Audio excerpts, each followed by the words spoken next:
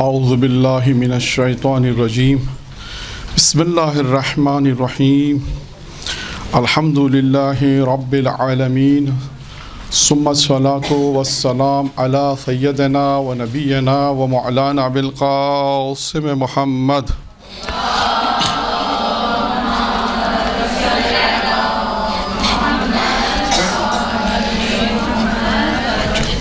وأهل بيته الطيبين الطاهرين المعصومين المنتخبين الميامين أما بعد قال سبحانه وتعالى في كتابه الكريم بسم الله الرحمن الرحيم إنا علينا للهدى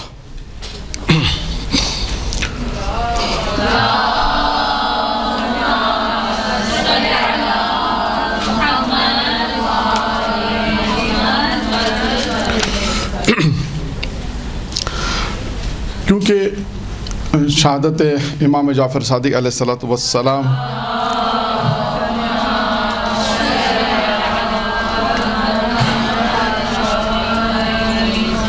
کے ایام ہیں، انہی کی مناسبت سے آج کی گفتگو ہے، اور جس آیت کریمہ کی تلاوت کا شرف حاصل کیا، اس میں پروردگار عالم یہ ارشاد فرما رہا ہے کہ ہدایت ہماری ذمہ داری ہے، اور پروردگار عالم نے، خداوند متعال نے اسی انسان کی ہدایت کے لیے انبیاء بھیجے، رسول بھیجے، ہادی بھیجے جو ہادی تھے، اور امام بھیجے۔ ان ہادیوں میں ایک ہادی ہیں ہمارے چھٹے امام کہ جن کے نام سے ہی ہماری فقہ جعفریہ معروف ہے، اور انہی کے نام سے جو ہے وہ فقہ جعفریہ ہے۔ اب یہاں پر میں ایک موضوع ہے جس کا تعارف کرانا چاہوں گا کہ فقہ جعفریہ کی حقیقت کیا ہے۔ یہ موضوع لکھا ہے علامہ ذیشان حیدر جوادی صاحب نے اپنی کتاب نقوش عصمت میں وہیں صحیح پڑھ رہا ہوں کہ انہوں نے اپنی کتاب میں فقہ جعفریہ کی حقیقت کو بیان کیا، کیونکہ اب میں نے عرض کیا کہ ہمارا موضوع چھٹے امام کے حوالے سے رہے گا، اور اسی لیے میں نے فقہ جعفریہ کے حوالے سے گفتگو کو شروع کیا کہ امام کی یعنی ہماری جو پہچان ہے، ہمارے مذہب کی جو پہچان ہے، وہ فقہ جعفریہ یعنی چھٹے امام سے ہے۔ اب یہاں پر ممکن ہے کوئی سوال کرے کہ کیا ساتویں امام آپ کے امام نہیں ہے، آٹھویں امام بھی ہیں؟ یہ فقہ جعفریہ کیا امام موسیٰ کاظم کی نہیں ہے؟ کہ یہ فقہ جعفریہ مثلا پیغمبر کی نہیں ہے؟ ایسا نہیں ہے، ایسا نہیں ہے۔ آپ دیکھیے کہ یعنی چھٹے امام کے زمانے میں جو ان کے شاگرد تھے، آئے گا کہ ان کے جو شاگرد تھے ان سے پھر وہ فقہ چلی، تو اور ہمارے جو فقہ جو مشہور ہوئی فقہ جعفریہ وہ چھٹے امام سے۔ علامہ صاحب پروردگار عالم ان کے درجات کو بلند فرما، علامہ ذیشان حیدر جوادی صاحب کے، انہوں نے فقہ جعفریہ کی حقیقت کے متعلق کچھ باتیں لکھی ہیں کہ اس فقہ جعفریہ میں یعنی اس کی حقیقت کیا ہے، یا کوئی اگر فقہ جعفریہ کے متعلق معلومات حاصل کرنا چاہتا ہے تو ان نکات کو دیکھے گا تو وہ فقہ جعفریہ کے متعلق کچھ اس کو معلومات ملیں گی، کیونکہ بہت ساری چیزیں ایسی ہیں جو غلط فہمی کا شکار ہیں۔ بہت سے مذاہب میں، بہت سی جگہوں پہ ہم دیکھتے ہیں، ہم نے سنا کچھ ہوتا ہے، حقیقت میں کچھ ہوتا ہے۔ اسی طرح یہاں پر بھی ممکن ہے کہ اگر ہم یہ نکات فقہ جعفریہ کی جو انہوں نے حقیقت بیان کی ہے کسی کو بیان کریں، یا کوئی سنے گا کہ فقہ جعفریہ کی حقیقت دیے، تو ممکن ہے کہ بہت سی غلط فہمیاں جو اس نے سن رکھی تھی وہ دور ہو جائیں گی۔ اب موضوع ہے فقہ جعفریہ کی حقیقت۔ نمبر ایک، انہوں نے نمبر وائز جو ہے اس کو نکالا، پھر لکھا ہے کہ فقہ جعفریہ کو سمجھنے کے لیے حسب ذیل نکات، جو بھی ہم نکات بیان کریں گے، حسب ذیل نکات کا پیش نظر رکھنا ضروری ہے۔ یہ نکات اگر ہم جو بیان کریں اس کو پیش نظر رکھنا ضروری ہے، اس کے بغیر اس فقہ یعنی اس فقہ جعفریہ کا امتیاز اور عظمت نہیں سمجھ سکتے۔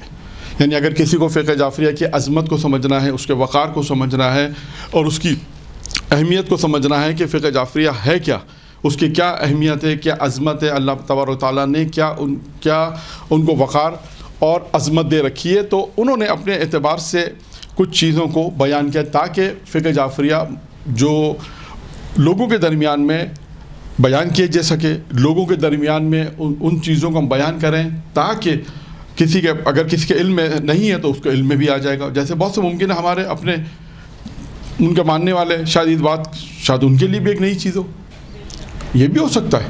اور یہ بھی ہو سکتا ہے کہ کچھ ایسے افراد سنیں کہ جو ان فقہ جعفریہ کے متعلق ان کے ذہن میں کچھ اگر غلط فہمیاں تھیں تو وہ دور بھی ہو جائیں، ٹھیک ہے۔ اب انہوں نے سب سے پہلے ایک جو نکات، پہلا نقطہ جو بیان کیا وہ کیا کہ فقہ جعفریہ صرف امام جعفر صادق کی فقہ نہیں بلکہ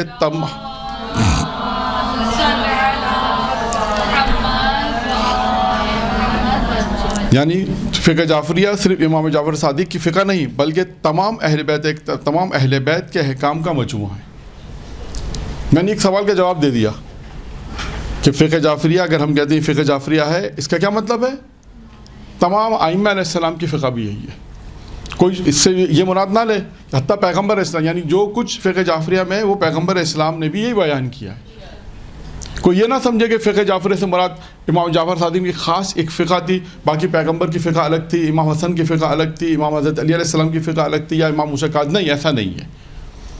یعنی پہلی چیز انہوں نے یہ بیان کیا اور واضح کیا کہ فقہ جعفریہ کے اندر اگر یہ کہتے ہیں فقہ جعفریہ یعنی چھٹے امام کی فقہ ہے، اس کا مطلب یہ ہے کہ تمام ائمہ علیہ السلام اس فقہ پر اتفاق رکھتے ہیں اور تمام ائمہ کی یہی فقہ ہے۔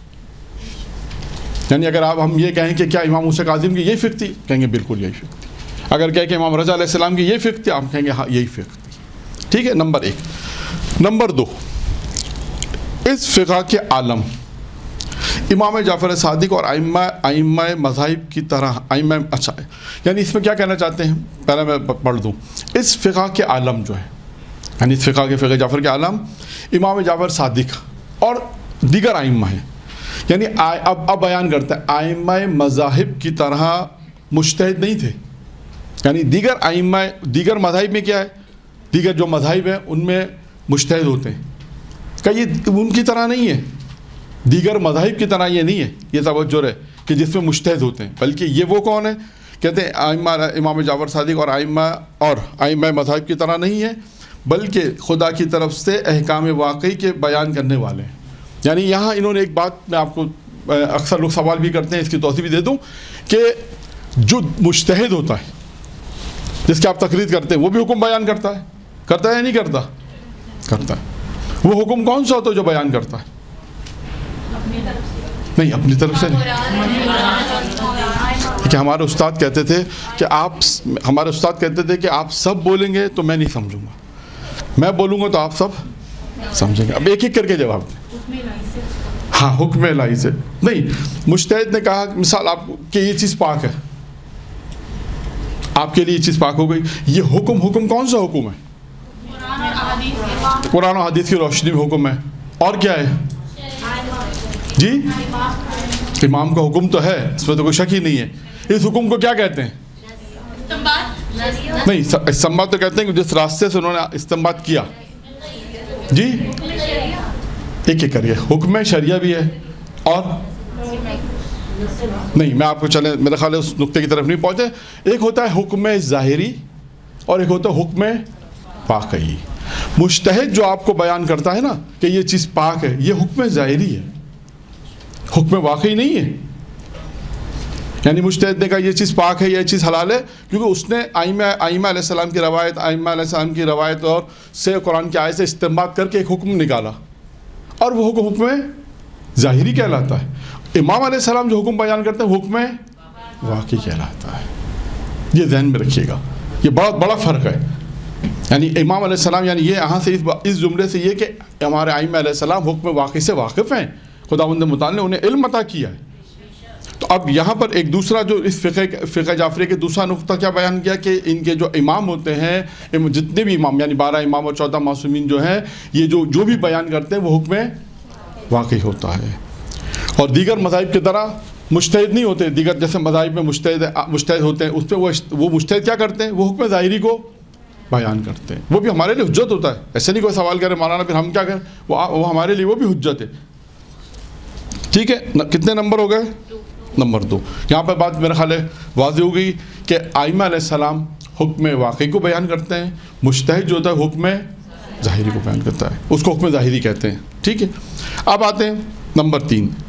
اس فقہ جعفریہ کی حقیقت کے متعلق اہل بیت علیہ السلام سے تمسک صرف ان کی ذاتی صلاحیت کی بنا پر نہیں ہوتا بلکہ حکم رسول خدا کی بنا پر ہوتا ہے، جس نے اس سے تمسک میں نجات کی ذمہ داری لی ہے۔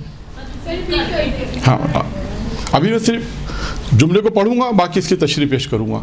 فرماتے ہیں کہ اہل بیت علیہ السلام سے تمسک کرنا، یا ہم اہل بیت سے جو تمسک کرتے ہیں نا، تمسک سمجھتے ہیں نا، توسل وسیلہ، تمسک کرنا، اہل بیت علیہ السلام سے جو تمسک کرتے ہیں، جو وسیلہ ہم اختیار کرتے ہیں، اور آسان کر دو کہ ہم امام علیہ السلام سے جو وسیلہ اختیار کرتے ہیں، جو ان سے تمسک کرتے ہیں، یہ ان کی ذاتی صلاحیت کی بنا پہ نہیں ہے کہ ہم کہیں گے یہ امام کی ذاتی صلاحیت کی بنا پہ نہیں، بلکہ حکم خدا، حکم رسول خدا کی وجہ، حکم رسول خدا ہے کہ ان سے تمسک کرو۔ چاردہ معصومین سے رسول خدا نے کہا میرے پاس جناب زہرا، علی اور دیگر جتنے امام ہیں ان سے تمسک کرو، یہ حکم خدا کی وجہ سے ان سے تمسک کرتے ہیں، نمبر 1۔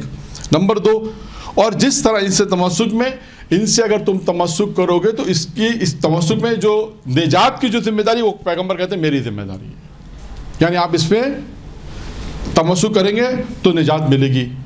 تو اب اہل بیت علیہ السلام کی فقہ کے ایک اہم نقطہ کیا بنا کہ اب اگر ہم ان سے تمسک جو کرتے ہیں، یہ تمسک ایک رسول خدا کے حکم سے ہے، اور رسول خدا نے حکم دیا تھا ان سے تمسک کرو، اور جو تمہیں نجات کی جو ذمہ داری ہے وہ میری ذمہ داری ہے۔ نمبر 4 ہے امام جعفر صادق، حضرت مالک کہتے ہیں مالک اور ابو حنیفہ، امام مالک جو ہیں اور ابو حنیفہ ان کے استاد ہیں، یعنی کن کے، یعنی ان دونوں کے، مالک کے اور ابو حنیفہ کے استاد کون ہیں؟ امام جعفر صادق السلام۔ اور اب یہ کہتے ہیں کہ استاد کی فقہ کے ہوتے ہوئے شاگرد سے تمسک کرنا خلاف عقل اور انصاف ہے، یعنی اگر آپ یہاں پر بھی استاد موجود ہو، شاگرد موجود ہو، تو آپ لوگ کس سے زیادہ پوچھیں گے؟ استاد سے۔ اگر ٹھیک ہے کلاس میں مثال کے طور پہ شاگرد ہے اور استاد بھی موجود ہے تو کس سے پوچھا جائے گا؟ استاد سے پوچھا جائے گا۔ تو امام یہ ذیشان جوادی صاحب لکھتے ہیں کہ امام کی فقہ کے ہوتے ہوئے ہم شاگردوں کی فقہ سے اگر تمسک کریں تو یہ عقل خلاف عقل ہے، اور کہتے ہیں کہ خلاف عقل اور انصاف کے خلاف ہے کہ جب استاد کی فقہ موجود ہے تو ہمیں ان سے تمسک کرنا چاہیے۔ نمبر 5، فقہ جعفریہ کا مدرک کسے کہتے ہیں؟ سند کو، اعتبار ہونا، سند کہتے ہیں کہ فقہ جعفریہ کی مدرک یعنی اس کی سند، اس کا اعتبار ہونا قرآن حکیم اور سیرت پیغمبر اور ارشادات اہل بیت طاہرین میں جنہیں قرآن کے ساتھ مفسر قرآن بنا کر پیغمبر اسلام چھوڑ کر گئے ہیں۔ یعنی کیا کہنا چاہتے ہیں اس میں کہنا چاہتے ہیں کہ فقہ جعفری کا مدرک یعنی سند کیا ہے؟ ڈگری، جسے کہتے ہیں سند۔ جب کوئی سند ہوتی ہے تو اعتبار ہوتا ہے اس سند کا۔ فقہ جعفریہ کی سند کیا ہے؟ کہتے ہیں کہ قرآن حکیم اور سیرت پیغمبر، پھر اس کے بعد کہتے ہیں ارشادات اہل بیت معصومین علیہ السلام۔ یہ فقہ جعفریہ کی سند ہے جسے ہم کہتے ہیں ڈگری ہے۔ ڈگری نہیں، ڈگری تو ہوتی ہے جو آپ کو حاصل ہوتی ہے، یعنی فقہ جعفریہ کی بنیاد، فقہ جعفریہ کی سند جو ہے وہ کس پر ہے؟ قرآن حکیم، سیرت پیغمبر اور ارشادات معصومین، جنہیں قرآن کے ساتھ مفسر قرآن بنا کر پیغمبر اسلام چھوڑ کر گئے ہیں۔ یعنی یہاں سے اگر آپ دیکھیں تو آپ کے ذہن میں ایک حدیث پیغمبر کی آنی چاہیے۔ وہ کون سی حدیث آ رہی ہے ذہن میں؟ ہاں، میں تمہارے درمیان 2 چیزیں ایک اہل بیت اور ایک قرآن۔ آپ دیکھیں جہاں بہت سی تفاسیر میں آپ جا کے دیکھیے گا کہ جہاں پر معصوم علیہ السلام نے قرآن کی آیات کی تفسیر بیان کی کہ اس سے کیا مراد ہے۔ پورے قرآن کی تفسیر میں آپ کو تفسیر صافی میں بھی ملے گا، تفسیر نور الثقلین میں ملے گا، تفسیر کوثر میں ملے گا، تفسیر انوار نجف ہے اس میں آپ کو ملے گا، تفسیر نمونہ ہے، تفسیر نور ہے، بہت ساری تفاسیر ہیں کہ جہاں پر آپ اگر کسی آیت کے متعلق اگر آپ کو دیکھنا ہے تو اس آیت کی تفسیر میں جائیں تو آپ پیغمبر معصوم علیہ السلام کی روایت ملیں گی کہ معصوم علیہ السلام نے اس میں بیان فرمایا کہ اس آیت میں اس سے کیا مراد ہے۔ ٹھیک ہے، کتنے پوائنٹ ہو گئے؟ 5، 4 یا 5؟ 4 کی بات آئی تھی۔ ٹھیک ہے، چھٹا، فقہ جعفری میں قیاس کی کوئی گنجائش نہیں ہے۔ فقہ جعفری میں کہتے ہیں قیاس نہیں ہے۔ نمبر 7، فقہ جعفریہ میں عقل کا کام تکمیل احکام کی رائے تلاش کرنا ہے، احکام سازی نہیں ہے۔ اب سنیے اس نقطے کو، کہتے ہیں فقہ جعفریہ میں عقل کا کام کیا ہے؟ تعمیل احکام کی راہیں تلاش کرنا۔ عقل کیا کام کرتی ہے؟ اس حکم کو مکمل کرنے کے لیے، تعمیل احکام کو مکمل کرنے کے لیے راہیں تلاش کرنا ہے، خود احکام سازی نہیں ہے، خود احکام کو بنانا نہیں ہے۔ یعنی اگر آپ وضو کے لیے مثال کے طور پہ اگر آپ کو وضو حکم واجب ہے کہ وضو کرنا ہے، تو اگر اب وضو فرض کریں پانی نہیں ہے تو آپ تلاش کریں کہ پانی نہیں ہے تو پھر کیا حکم آئے گا؟ اب اس کو ہمیں تلاش کرنا پڑے گا کہ پانی نہیں ہے تو دوسرا حکم کیا ہے۔ ہم اپنی طرف سے کوئی حکم، کوئی احکام بنائیں گے نہیں، کوئی احکام بنانا ہمارا کام نہیں ہے۔ ہمارا کام کیا ہے فقہ جعفریہ میں؟ عقل کا کام کیا ہے؟ عقل کا کام ہے تعمیل احکام، یعنی اس احکام کو عمل کرنا، اس احکام کی طرف بڑھنا، اس کی تعمیر کرنا۔ تعمیر احکام کی رائے تلاش، اس کے رائے یعنی راستوں کو تلاش کرنا، ان راستوں کو ہم تلاش کریں گے اور اس کے بعد یہ ہمارا کام ہوگا۔ اصل کام ہمارا کام یہ نہیں ہے کہ ہم احکام سازی کریں، یعنی احکام اپنی طرف سے کوئی بنائے، یہ ہمارا کام نہیں ہے۔ اب آ جاتے ہیں نمبر 8۔ ائمہ معصومین نے ہر دور میں حکومت الہیہ کے قیام کی کوشش کی اور اس وقت تک خاموش نہیں ہوئے جب تک کہ اس عمل، یعنی یہ جو عمل تھا یہ ناممکن یا عارضی طور پر نامناسب نہیں خیال کیا گیا۔ یعنی کہتے ہیں کہ ائمہ علیہ السلام نے کوشش کی پوری کہ ہر دور میں حکومت الہیہ یعنی خدا کے حکم کو نافذ کیا جائے، حکومت الہیہ کا قیام کیا جائے، یہ پوری کوشش کی، لیکن بعض اوقات ایسے حالات پیش آ گئے کہ اس کے بعد جو ہے وہ کہ یہ کام ناممکن ہو گیا، ایک، دو، عارضی طور پر نامناسب ہو گیا کہ عارضی طور پر ایسا لگا کہ ابھی یہ کام مناسب نہیں ہے، تو اس وجہ سے اس کام کو چھوڑ دیا گیا۔ اب یہاں پر کوئی سوال کر سکتا ہے کہ آپ نے کہا، جس میں انہوں نے لکھا ہے کہ جب تک اس کا کہ ائمہ علیہ السلام نے ہر دور میں حکومت الہیہ کا قیام کی کوشش کی اور اس وقت تک خاموش نہیں رہے جب تک اس کا عمل ناممکن۔ اب کوئی سوال یہ کر سکتا ہے کہ معصوم کے لیے کوئی کام ناممکن ہے؟ یہاں پر ظاہری باتیں ہو رہی ہیں، قدرت ہے معصوم کے پاس، یہ ذہن میں رکھیے گا، اس لیے اس کو تشریح دے رہا ہوں کہ معصوم کے پاس حکم قدرت ہے لیکن ظاہری اسباب فراہم نہیں ہوئے جس کی بنا پہ کہتے ہیں کہ اب یہ کام ممکن نہیں ہے۔ بہت ساری تاریخ میں اس کی مثالیں بھی آپ کو مل جائیں گی، لیکن صرف اس جملے کو سمجھانا ہے کہ ناممکن سے مراد یہاں یہ نہیں ہے کہ امام کے قدرت نہیں، قدرت امام ہے لیکن حالات ایسے ہیں کہ اب یہ کام ممکن نہیں رہا۔ جیسے آپ مثال کے طور پہ فرض کر لیں کہ امام علیہ السلام کی بہت سے تاریخی حالات میں آپ کو ملے گا کہ افراد نے ساتھ نہیں دیا، اب افراد نے ساتھ نہیں دیا جس کی بنا پر اب یہ حکومت تشکیل نہیں پا سکتی، تو لہٰذا یہ چیز ہمیں دیکھنی ہے کہ حکومت کے امام علیہ السلام نے کوشش کی لیکن اس وقت کے حالات ایسے نہیں تھے، اس وقت عارضی طور پر یہ سمجھا گیا کہ اب یہ مناسب نہیں ہے کہ ہم حکومت الہیہ کا قیام کریں۔ ہاں بہت ساری مثالیں میں نے عرض کیا کہ اس میں بہت ساری مثالیں ہیں کہ حکومت الہیہ کی کوشش کی لیکن حالات ایسے تھے کہ جس وجہ پر ہمیں یہ کہنا پڑا کہ اب یہ کام ممکن نہیں ہے یا یہ کام عارضی طور پر جو ہے وہ نامناسب ہے۔ 9، فقہ جعفریہ میں پھر وہی بات قیاس کی۔ فقہ جعفریہ میں کہتے ہیں کہ قیاس کی ضرورت اس لیے نہیں ہے، پہلے انہوں نے کہا کہ قیاس کی گنجائش نہیں، اب اس کی وجہ بتا رہے ہیں کہ فقہ جعفریہ میں قیاس کی ضرورت اس لیے نہیں پڑتی کہ نبی کریم حضرت محمد مصطفیٰ صلی اللہ علیہ وآلہ وسلم کے بعد نئے مسائل پیدا ہوئے تو عمل کرنے والے تو حل کرنے والے اہل بیت ظاہری موجود تھے اور وہ گھر کے حالات سے بہتری طور پر واقف تھے۔ یعنی اب انہوں نے بتایا کہ فقہ جعفریہ کے اندر قیاس کیوں ضرورت نہیں پڑتی، اس لیے ضرورت نہیں پڑتی کہ پیغمبر اسلام کے بعد پیغمبر اسلام کے بعد پیغمبر نے اپنے بعد ائمہ طاہرین کو ان مسائل کے حل کرنے کے لیے چھوڑا اور اس کے بعد وہ ائمہ جو ہیں ہر دور کے اندر جو امام علیہ السلام کا جو دور تھا اس میں جو بھی مسائل پیش آتے تھے امام علیہ السلام اس کو بیان کرتے، لہٰذا قیاس کی کوئی گنجائش نہیں ہے۔ اچھا، اب یہاں پر انہوں نے علامہ صاحب نے ایک تھوڑی سی معلومات بھی آپ کے بھی علم میں اضافہ ہوگا انشاءاللہ کہ فقہ جعفریہ کے اہم مدارک وہی سند۔ اچھا، انہوں نے جو چند کتابوں کے نام لکھے ہیں. کہا کہ فقہ جعفریہ کی اہم مدارک یعنی حدیث کی 4 مشہور کتابوں کے نام لکھے ہیں. 4 مشہور کتابوں کے نام لکھے ہیں, ان کے رائٹر کے نام, ان میں حدیثیں کتنی اس کو بیان کیا, اور اس کے علاوہ کہا کہ اس کے علاوہ اور بھی بہت سی حدیث کی کتابیں ہیں. نمبر 1 دیکھیں, پہلی کتاب کون سی ہے؟ پہلی کتاب کون سی ہے؟ اصول کافی. کس نے لکھی؟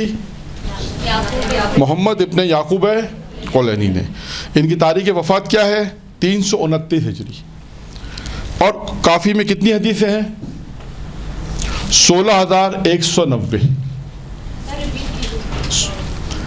کافی کتاب کا نام ہے کافی, رائٹر کا نام ہے محمد ابن یعقوب کولینی, تاریخ وفات 329 ہجری. ان کی جو اصول کافی ہے اس میں حدیثوں کی تعداد ہے 16,190.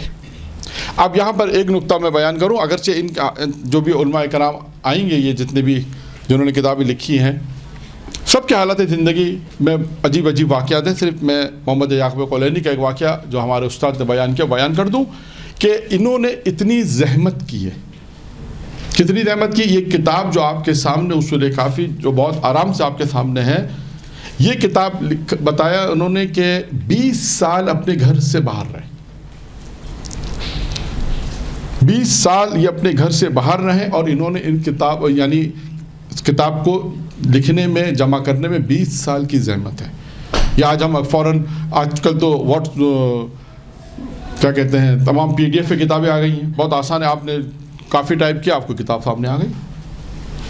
اب تو کوئی مشکل بھی نہیں ہے. آپ سوچو اس زمانے میں اگر آج آپ سے کہا جائے کہ مثال کے طور پہ کراچی کے اندر پورے کراچی میں آپ کو چیز ڈھونڈنی ہے تو کتنا ٹائم لگ جائے گا؟ اندازہ کریں کتنا مشکل کام تھا. اس زمانے میں انہوں نے 20 سال کہتے ہیں اپنے گھر سے باہر رہے اور ان حدیثوں کو, امام کی ان حدیثوں کو جمع کیا اور مجموعہ کا نام رکھا اصول کافی. تو یہ کتابیں جو ہیں ہمارے پاس آج جو ہیں علماء کرام کی بڑی زحمتوں کے بات ہے. ٹھیک ہے.